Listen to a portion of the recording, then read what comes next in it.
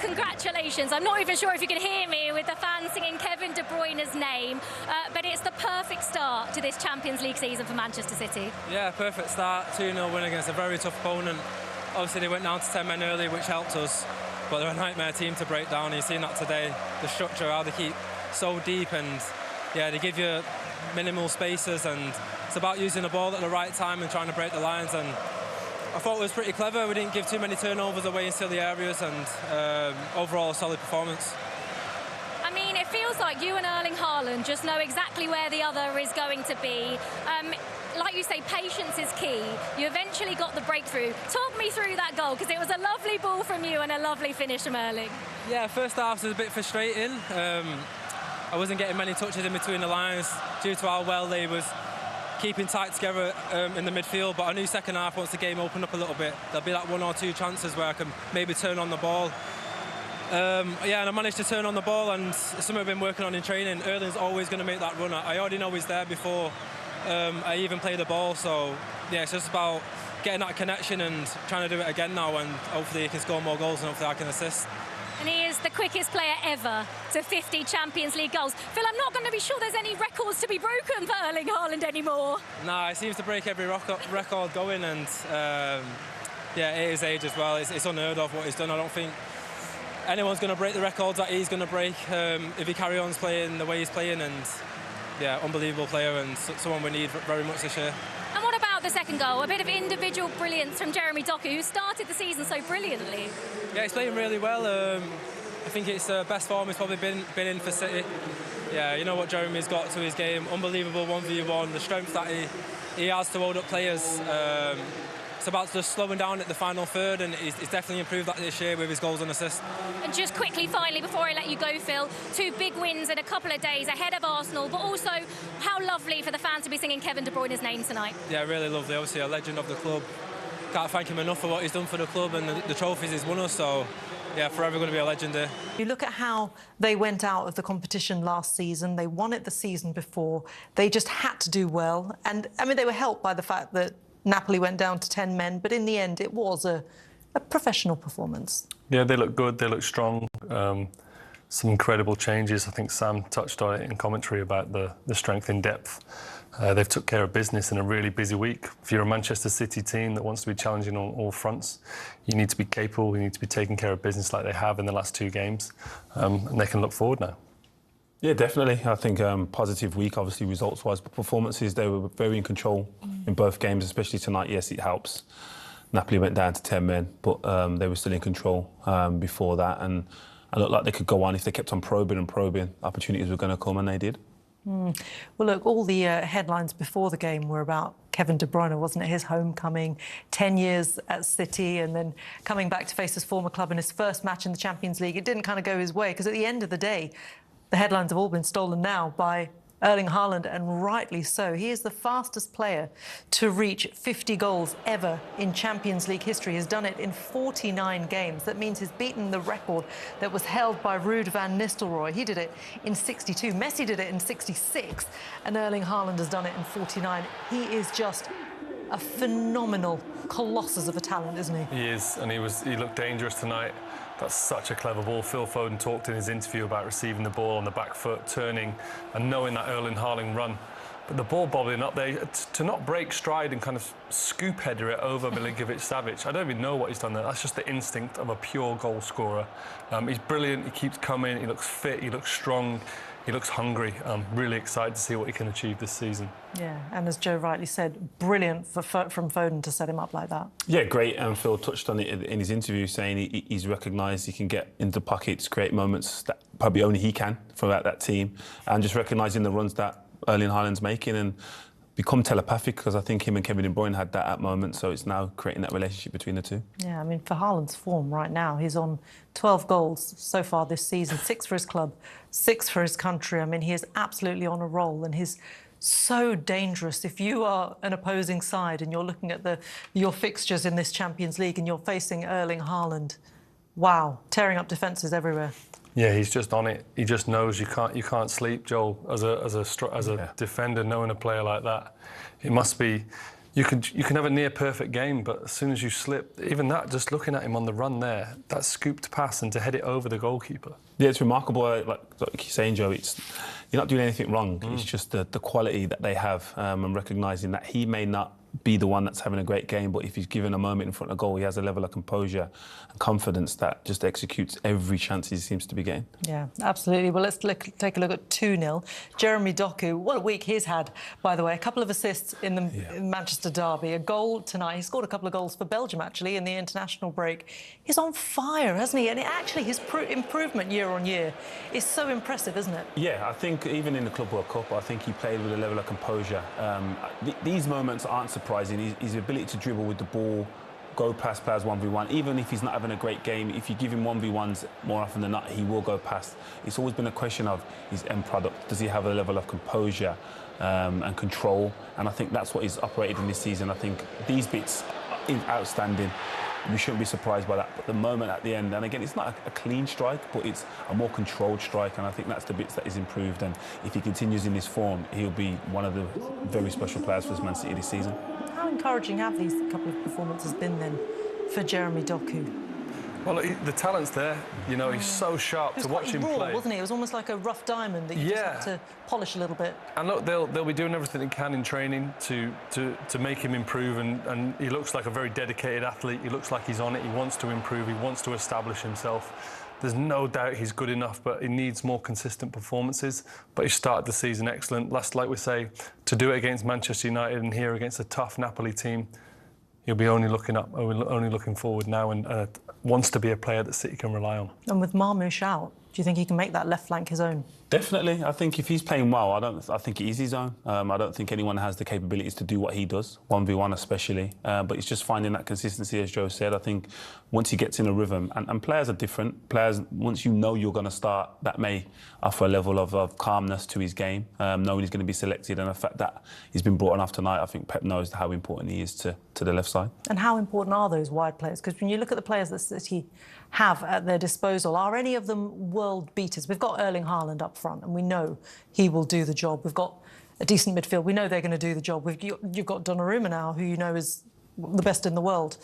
On those flanks, though, I mean, we're looking at Doku, and that's someone they can rely on now. What about the rest of the wide players?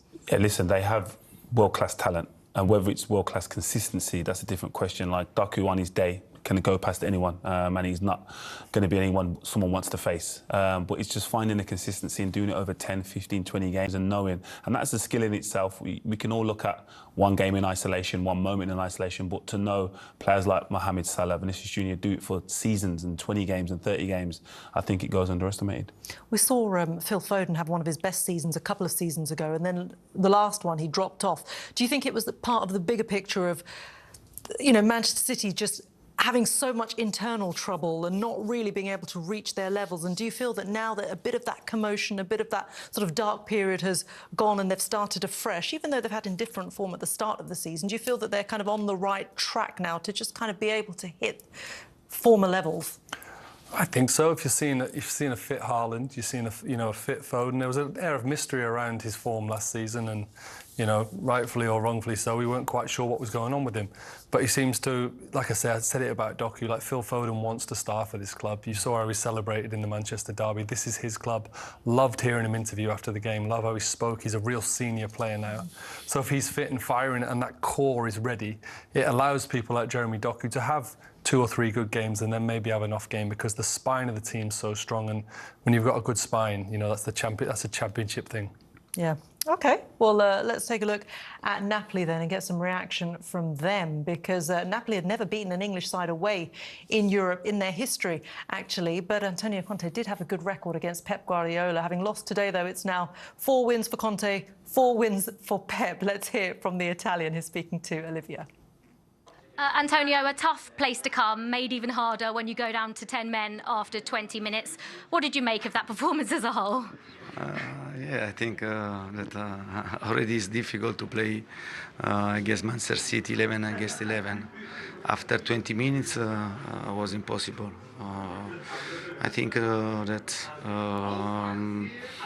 also with 10 men and defensively we were really good. And the 2 goals, I think that we can do much better. But I don't have anything to tell to my players, because the commitment, the attitude was good. Was good, and I think that if we continue 11-11, we could see another game, in my opinion. But we are talking about Manchester City, a fantastic team. Now we have to recover and to prepare to play the next game. But I come back to Italy with the mentality of the team, because the team, I like the way to suffer together, and then if we are a bit accurate, I think that we cannot concede 2 goals. Did you have any complaints about the red card to Di Lorenzo? Yeah, but honestly, I didn't see again the situation. For sure, when you a red card after 20 minutes in one side, on the other side, it means that you are addressing the game in one way. I think that the game was ruined about this red card, but I don't know if is right. I don't know, but the decision, the referee got this decision, and we have to accept. Was it purely a tactical decision, taking off Kevin De Bruyne when you went down to 10 men? Yeah, but it was the only substitution that I could do, honestly, and yeah, and I was really sorry for him, because is the game, I guess, is all team, but I think Kevin understood very well, and I think I had only this decision, this option, yeah. But it's okay. I think that now we need to think the next game in the league, and then I repeat. I think that we can do well in Champions League. Thank you very much, Antonio. Thank you. Thank you, sir. Yeah, Antonio Conte, disappointed there naturally. He did acknowledge, of course, that he had to take off Kevin De Bruyne. It wasn't his night, it wasn't the homecoming that he hoped for, but the reception that he got from the City fans, and especially when he was taken off, of course, the game wasn't won then, but on the 85th minute, they gave him a rousing response, and at the end as well. It just shows how much he meant to them as a player, but the stature and the calibre that he had as a player as well. Yeah, there's no secret of that, especially in world football, but at Manchester City, Kevin would have expected nothing less, and the fans would have expected nothing less. He's an absolute living legend of the club. Will go down in the history books. He's a phenomenal player. He served the club so well. Disappointing night, but like I said, those sorts of things don't define you and your legacy. Yeah, I agree. Special player, special person to Manchester, the Premier League, highly regarded and rightly so. So disappointing that he had to go off, but yeah, the manager made an educated decision based on what personnel. Yeah, so disappointing, but great reception. Pep, we spoke about the importance of winning the first game in the Champions League, given how last year's group phase went. 2 goals, a clean sheet, the perfect start? Yeah, it was.